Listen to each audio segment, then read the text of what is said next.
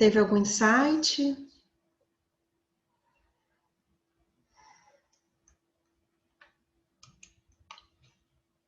Não?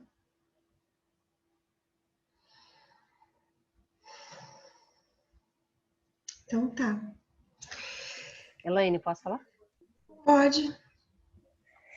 É porque eu percebi aqui como é que minha vida é muito focada no trabalho. Uhum.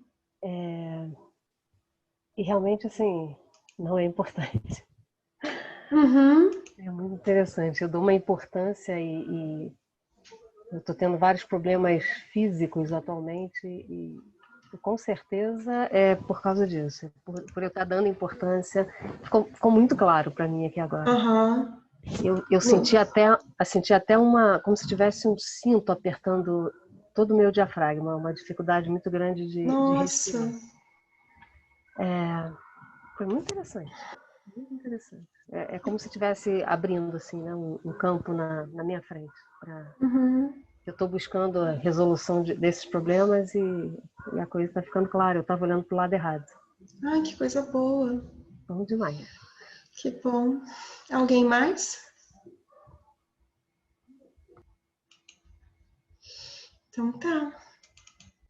Então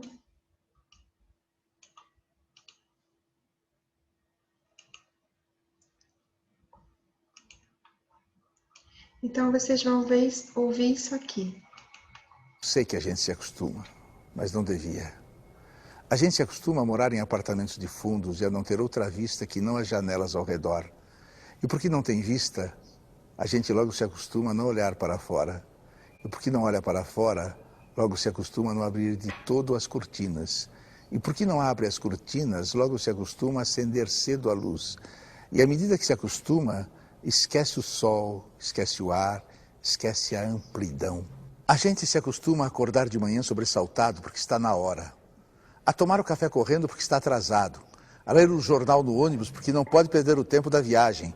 A comer sanduíche porque não dá para almoçar. A sair do trabalho porque já é noite. A cochilar no ônibus porque está cansado. A deitar cedo e dormir pesado sem ter vivido o dia. A gente se acostuma a esperar o dia inteiro e ouvir no telefone: hoje eu não posso ir. A sorrir para as pessoas sem receber um sorriso de volta. A ser ignorado quando precisava tanto ser visto.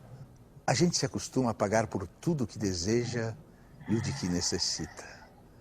E a lutar para ganhar o dinheiro com que pagar, e a pagar mais do que as coisas valem, e a saber que cada vez pagará mais, e a procurar mais trabalho para ganhar mais dinheiro, para ter com que pagar nas filas em que se cobra. A gente se acostuma à poluição, às salas fechadas de ar-condicionado e cheiro de cigarro, à luz artificial de ligeiro tremor, ao choque que os olhos levam na luz natural, às bactérias de água potável. A gente se acostuma a coisas demais para não sofrer. Em doses pequenas, tentando não perceber, vai afastando uma dor aqui, um ressentimento ali, uma revolta acolá. Se a praia está contaminada, a gente molha só os pés e sua no resto do corpo. Se o cinema está cheio, a gente senta na primeira fila e torce um pouco o pescoço. Se o trabalho está duro, a gente se consola pensando no fim de semana. E se no fim de semana não há muito o que fazer, a gente vai dormir cedo e ainda fica satisfeito porque tem sempre sono atrasado. A gente se acostuma para não se ralar na aspereza, para preservar a pele, se acostuma para evitar feridas, sangramentos, para poupar o peito. A gente se acostuma para poupar a vida, que aos poucos se gasta, Forte, e né? que gasta de tanto se acostumar e se perde de si mesma. Respira fundo. Dá umas 3 respiradas fundo.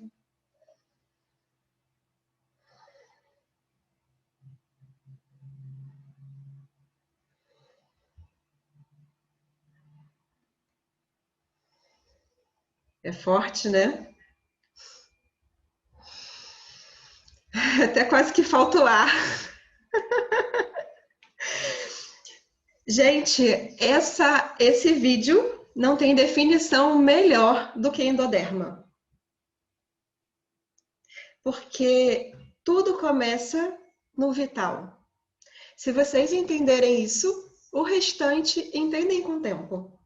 Porque quando por ser algo da nova medicina, então ele tem conceitos muito médicos, enfim. Mas é tudo muito técnico. Se você entende que o vital, você repensar que muitas vezes a gente vive a vida considerando algo que é vital, e ele não é vital. O corpo humano, diferente dos animais, se ele passa uma ameaça simbólica por um pensamento, por uma ideia, por algo que ele viu na televisão, ele vai sofrer do vital. É isso que aconteceu com muitas pessoas com Covid sem ter contato com ninguém. Uma ameaça de faltar o ar, uma ameaça do ar estar tóxico, uma ameaça de eu perder o meu emprego, uma ameaça da minha vida acabar, e nós estamos aqui. O ser humano, diferente dos animais, ele racionaliza. Ele consegue criar uma situação e sofrer realmente por ela. E criar as questões no seu corpo. E isso é algo que, quando você compreende, é difícil de aceitar. Porque você começa a ver que você mesmo cria as coisas no seu corpo. E isso não é fácil, gente. Eu digo porque eu já criei muitas. E quando eu vejo, acabo criando. E quando a gente olha, a gente vê assim, mas por que eu estou considerando, de repente, como a Marida falou, o meu trabalho como vital? Talvez na minha família, quem trabalha é quem tem um lugar na vida. Então, a gente tem que olhar o que é realmente vital. Um trabalho para uma pessoa pode ser me relacionar, encontrar pessoas, se eu não tenho isso na minha vida. Mas para outra, um trabalho pode ser um lugar na existência. Então, quando você olha para o seu vital, às vezes você tem que olhar no que você recebeu da sua família. E isso faz total diferença para você poder ressignificar as direções da sua vida. Quando a gente fala de endoderma, que é o instinto mais primário, a gente está dizendo de coisas reais, que pode realmente faltar o ar, faltar comida, eu querer procriar, coisas reais, gente, sem pensamento, coisas que uma pessoa precisa, passar uma enchente que pode pegar a sua casa, ou eu posso ter uma ameaça simbólica. Então, o ser humano, ele sofre muito mais de endoderma por ameaças simbólicas. Então, isso, para a gente poder mudar isso, a gente tem que fazer uma reflexão na nossa vida e desenvolver recursos para poder conseguir atravessar por isso. Mas mais que isso, é começar a ter compaixão pela gente. Porque muitos desses conceitos foram conceitos que foram impressos em fases da vida onde a gente não tinha a menor capacidade de dizer não. Então, se você quer mudar algo, você tem que começar a primeiro dar espaço para aceitar esse animal interior, fazer as pazes com ele, reconhecer ele em cada momento da sua vida. Então, isso são perguntas que eu coloquei aqui para você. Eu vou passar isso tudo para vocês depois do PDF, então não se preocupem em ter que copiar. Mas é uma pergunta para vocês refletirem. Eu vivo realmente o essencial? Eu tenho medo de morrer? Tem muitas pessoas que falam, eu não tenho medo de morrer, eu tenho medo de não viver. Eu, pelo menos, eu sou uma que eu sempre falei isso. Eu tenho medo de chegar no fim da minha vida e não ter vivido. Eram grandes dramas. E aí eu pensei, bem, então eu tenho que começar a viver. Então eu vou fazer uma lista do que seria viver a cada dia, porque a morte eu não posso mudar.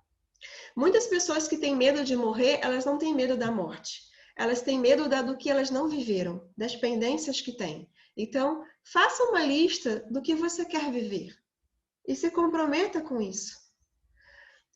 Quando você tem um sintoma, seja ele de qual tecido for, embrionário, isso é uma das coisas que mais ajuda a você mudar o rumo da sua vida.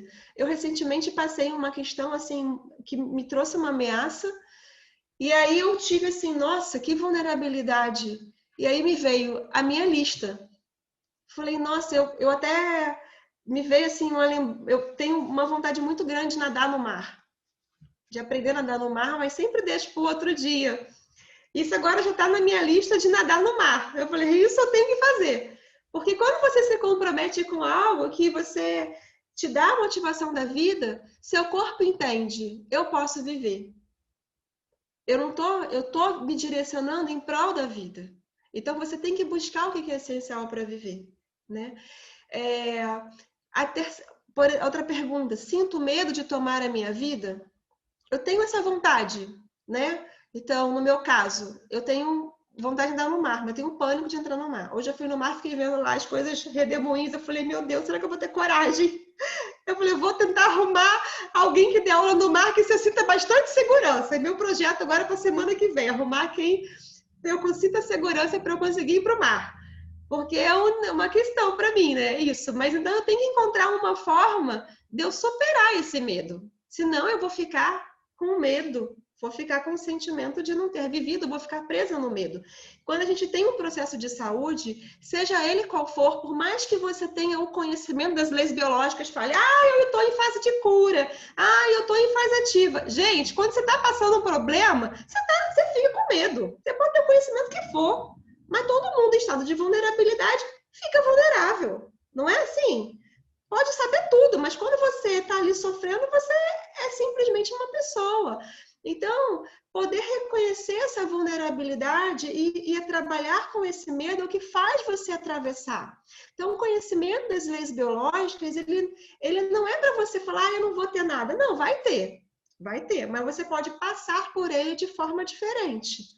E ter recursos para você poder lidar com isso de formas diferentes. E é claro, se você começa a se reposicionar, no caso do endoderma, no que é realmente vital para você, de repente você vai ficar menos ativado. Porque a maioria você talvez se ativava tanto pelo trabalho, se ela falar, caramba, isso é um problema dos meus pais, não é meu.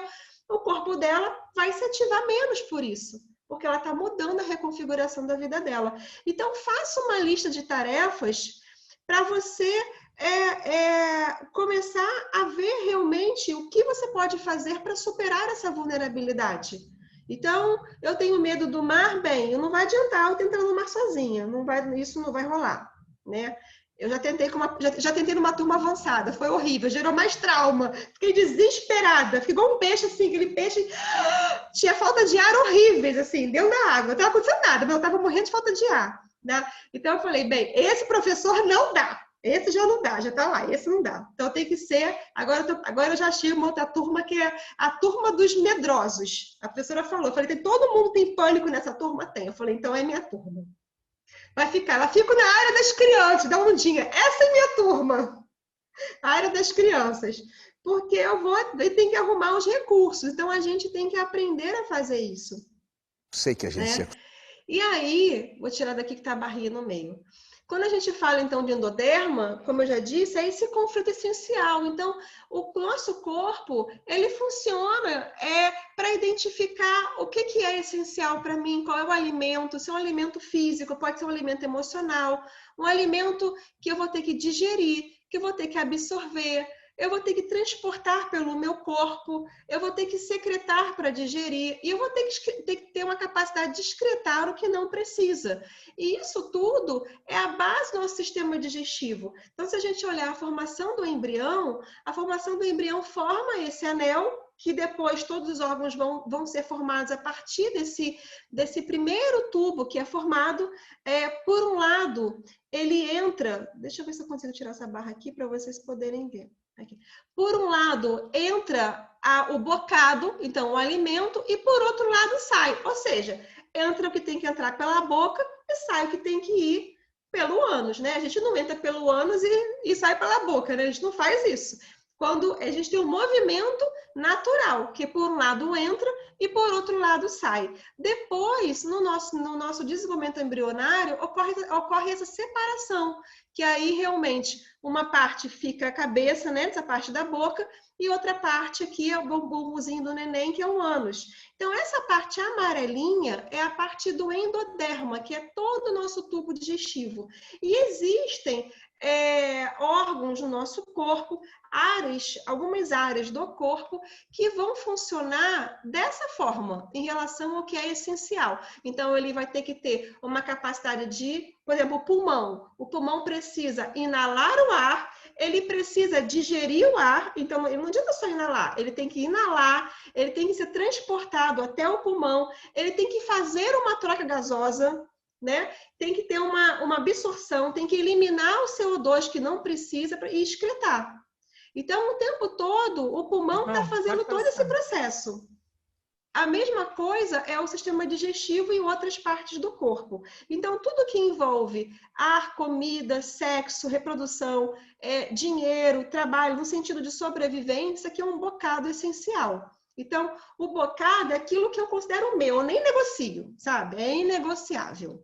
Porque eu preciso comer, eu preciso, às vezes, quero ser mãe, quero ter um filho, ou preciso do ar para respirar, né? Então, são coisas essenciais. Aqui vocês receberam, né, essa foto. Então, tem a relação de todas as estruturas que estão dentro dessa forma de funcionamento que é do endoderma, que é essa questão do tronco cerebral, que tem um rim, intestino, já vai ver isso tudo aqui. Depois, vale a pena vocês, eu acho que é bem legal, vocês começarem a desenhar, até para vocês fixarem, sabe? Vocês pegam uma folha 4 e começam a desenha essa figura aqui do tronco cerebral, vai desenhando as áreas para isso se fixar em você. É muito bom quando desenha. E aí, olha que interessante, como é algo que é vital, tipo, é inegociável, não importa a lateralidade, é como se fosse o eixo, sabe? O eixo do ser. A partir daqui, a partir desse eixo, é que eu vou me desenvolver. Então, se eu falto o meu vital, eu vou... que esse meu vital é, de repente, uma falta de amor, por exemplo, eu vou me relacionar depois a partir disso. Eu vou compensar... A forma como eu vou reagir depois com meus outros sistemas vai ser a partir dessa falta. Ou se eu tenho uma nutrição de amor, eu também vou me relacionar de forma mais relaxada a partir dessa falta. Então, isso aqui é como se fosse o eixo. E esse eixo, quando esse anel, né, quando esse anel se rompe, esse anel embrionário, os nervos cranianos já estão posicionados. Então, ele vai funcionar como está aqui escrito aqui. O lado direito, ele tem uma questão de engolir e pegar, e tudo que é do lado esquerdo dessas estruturas do endoderma tem a ver com expulsar e cuspir. Então, do direito, tudo que eu quero que entre, do lado esquerdo, tudo que eu quero eliminar. Tá?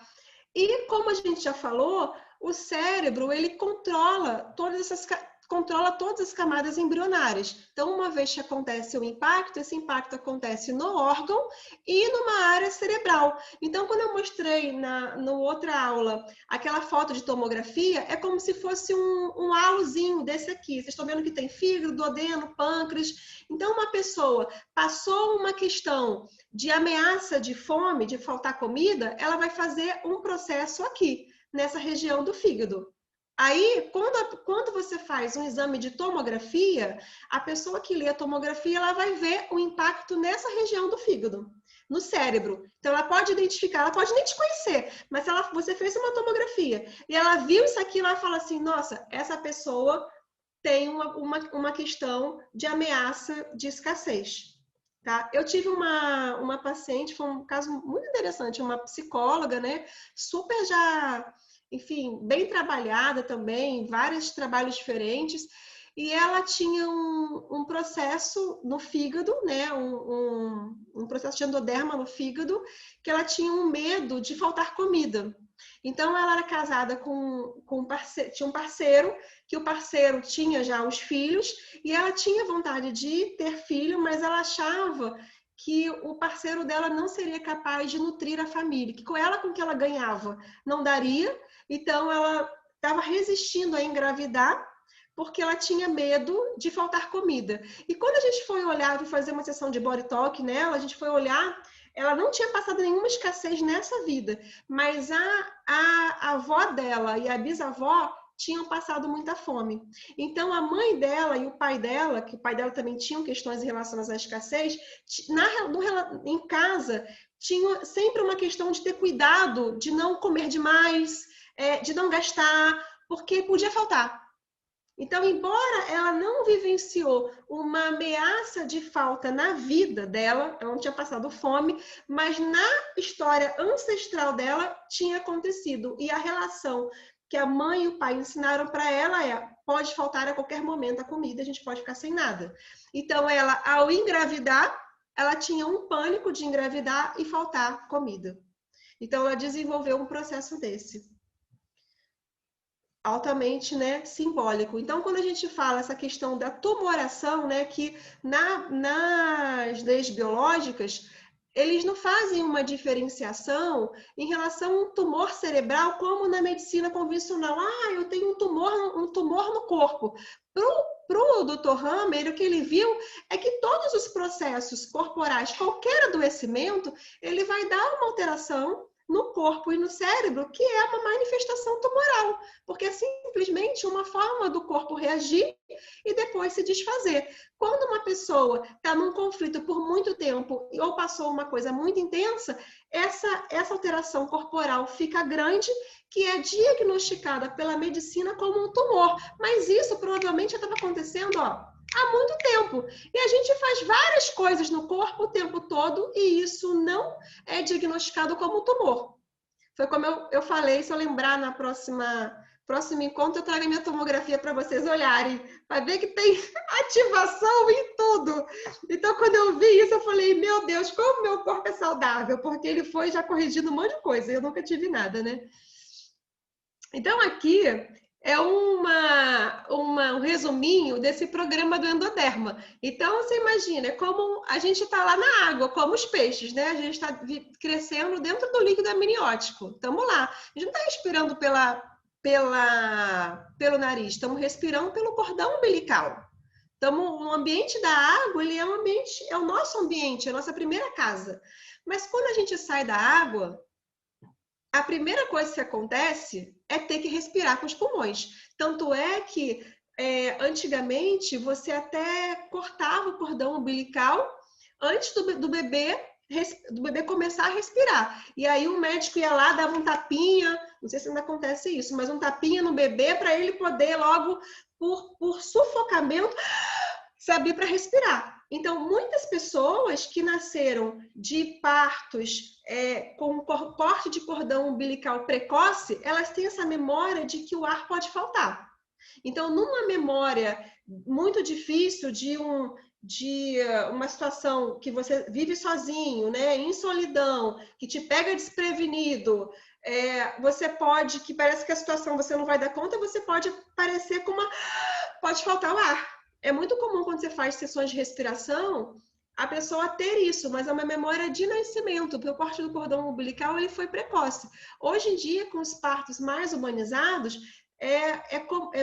começou a ter uma prática de esperar o cordão umbilical parar de bater e a criança, por si só, começar a receber o prana e aprender que pode respirar. E aí, isso diminui esse impacto da memória de nascimento. Ou seja, se muitos de nós passamos dessa forma, a gente já tem um imprint corporal que na vida pode faltar algo. Aquilo que é mais vital para me manter na vida pode faltar o ar.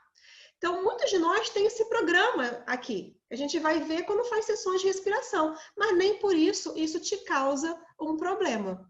Agora na COVID, em que existe uma ameaça de eu respirar um ar contaminado, um bando de gente está ativando e adoecendo por um programa de endoderma. Porque o ar que está aí é tóxico, né? Eu não posso respirar um ar puro. Então, a outra questão é, eu respiro, eu tenho que comer. Eu tenho que buscar por um alimento novo. Então, o bebê está totalmente dependente da mãe. Ele precisa dessa nutrição. Então, se eu estou no ambiente aquático e eu vou para a terra, eu preciso achar comida. Então, o alimento, ele também, para viver, precisa ter alimento. Então, é um outro imprint de endoderma. Sozinho, eu não consigo viver. Eu preciso estar em contato. Daí a questão, conexão e contato. Isso é a base da nossa existência. Um bebezinho não sobrevive sozinho. Ele é filhotinho até 3 anos. Ele não consegue. Então, se você viveu histórias de separação realmente física, de ausência de pai e mãe, ou uma separação emocional. Ontem, por exemplo, eu atendi uma paciente que eu perguntei para ela, como foi a relação com a sua mãe e com seu pai? Ah, foi ótima.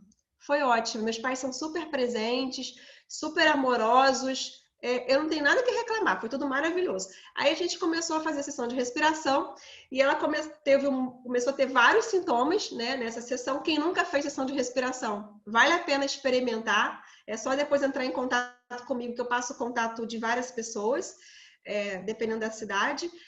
E aí, a respiração dela, ela não podia expressar nenhuma emoção. Ela estava sentindo 1000 coisas, mas era assim, como você sente?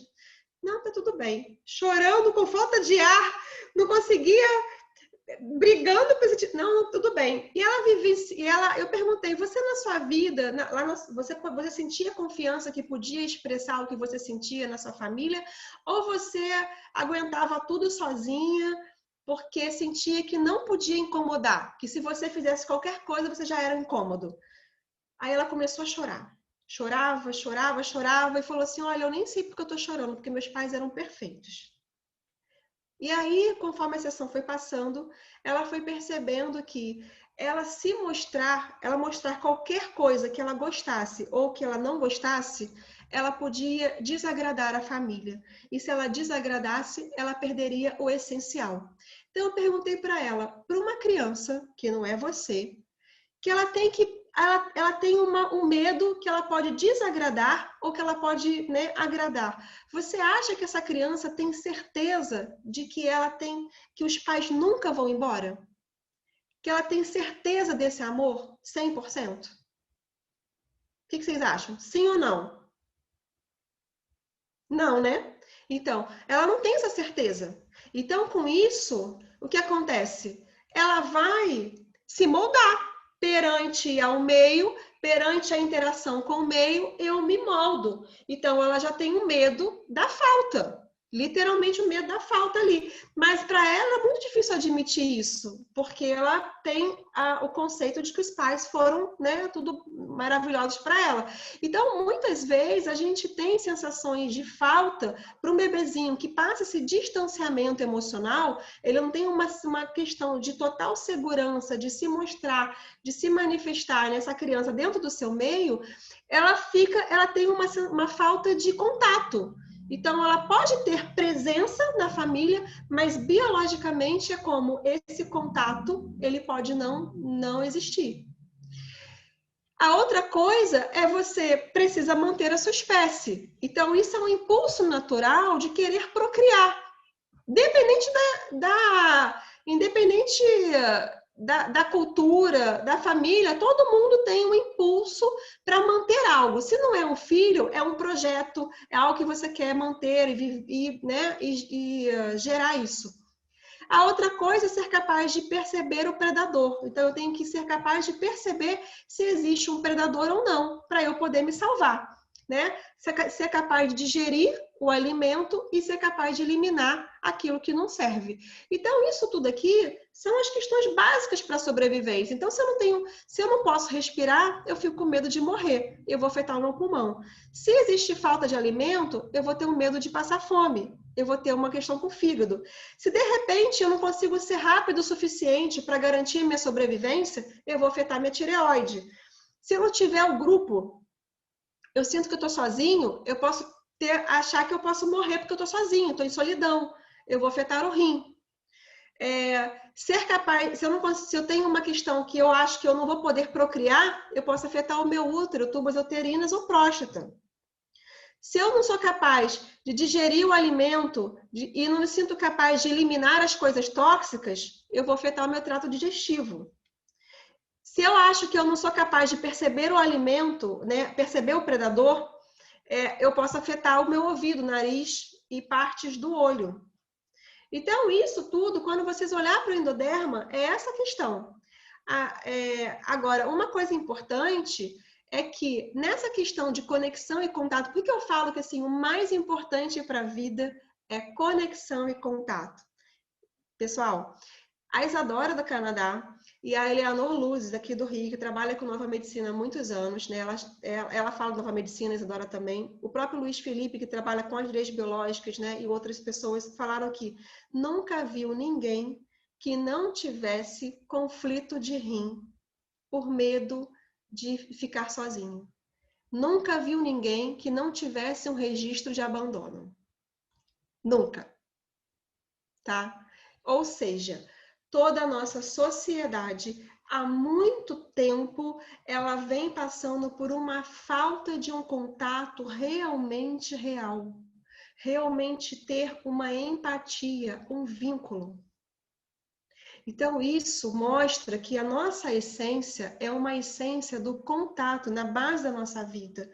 E como muitos dos nossos pais e ancestrais, por suas questões de vida, pelos seus sentimentos guardados, acabam não fazendo um contato realmente presente com aquele ser que vem.